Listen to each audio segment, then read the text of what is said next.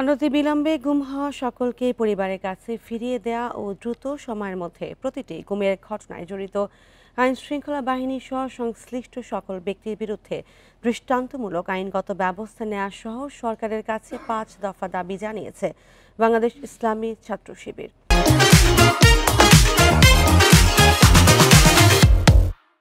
আজ বিকালে জাতীয় প্রেস ক্লাবে আন্তর্জাতিক গুম দিবস ২০২৫ উপলক্ষে ইসলামী ছাত্র শিবিরের কেন্দ্রীয় মানবাধিকার বিভাগের আয়োজনে আলোচনা সভায় সংগঠনটির সভাপতি জাহিদুল ইসলাম এসব দাবি জানান।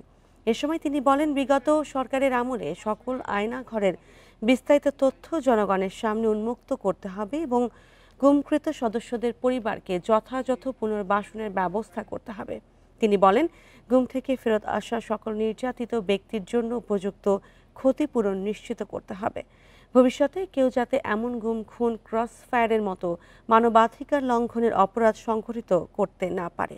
এ সময় গুম হওয়া পরিবারের সদস্যরা তাদের পরিবারের সদস্যকে ফিরে পেতে সরকারের প্রতি বিশেষভাবে অনুরোধ জানান।